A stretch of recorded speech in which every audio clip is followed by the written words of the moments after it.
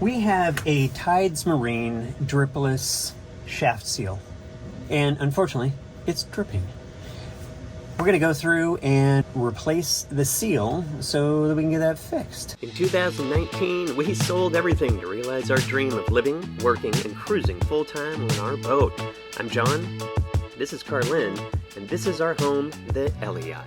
Now, if you have one of these Tide Marine dripless shafts, you'll probably have crawlers sitting in front of your dripless shaft, and these two crawlers are just replacement seals.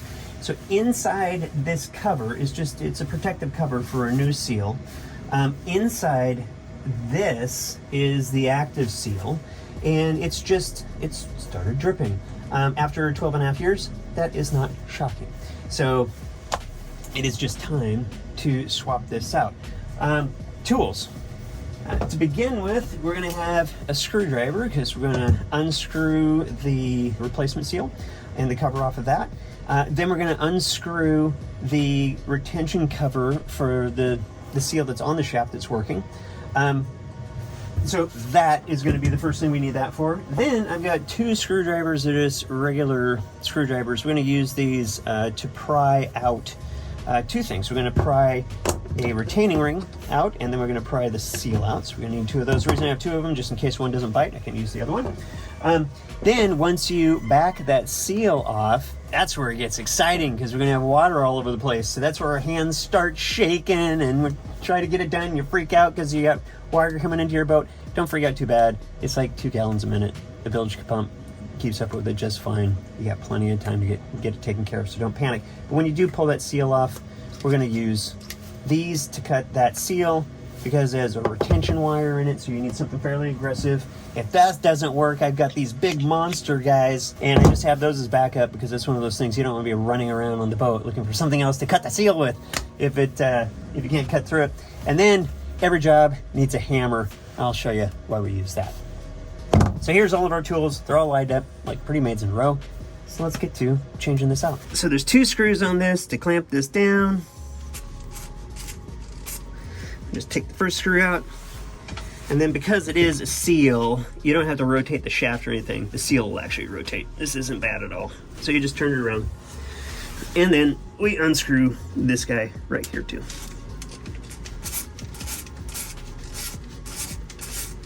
Now, once that's there, we take this off. Super easy. So there's our new seal that is going to get pushed back into this keeper once we get rid of the old seal. This is our handy dandy screwdriver, and the reason I call it handy dandy screwdriver is you can actually bend the handle over just a little bit, because when it's direct, it kind of gets up against these. It's hard to get it against that, especially when you get underneath some of these screws.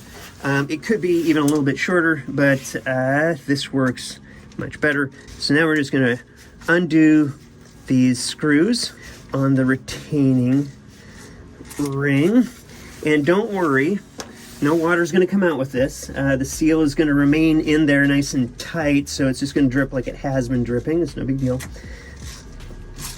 because that's what everyone's always worried about, is like, when is this thing going to turn into a geyser, and when do I have to worry about my boat sinking? Which, again, not that much water comes through, so I don't have to get worried about that. Okay.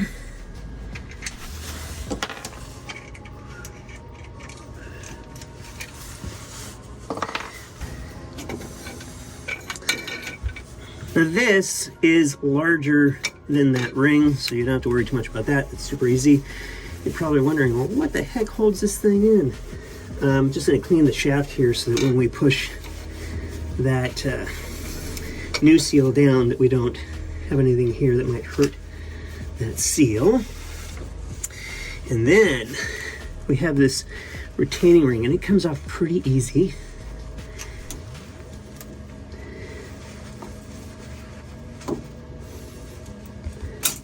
Okay, now this retaining ring, all this does is take the new seal and it presses it into the shaft holder. This is the part, I'm gonna just clean it off real quick. Any gunk off of it. This is the part, we're gonna pull this seal down so we have a little bit of room to work with. it has, if you look at it, it has a split in this thing. So this is smaller than the seal, and we just work it around that seal. And the seal, and it just snaps onto the other side. So ultimately, when we push all this back together, that will push in the ring. Now this is where it gets fun. And when I say fun, it's where the waterworks start. Let's get an angle on this.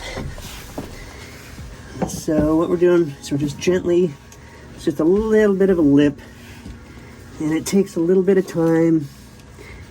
Don't get frustrated if you don't see it coming out too fast. So we're getting some water here. That means we're making progress.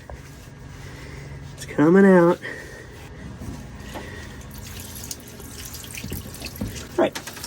So, whoops, a bit dropped out.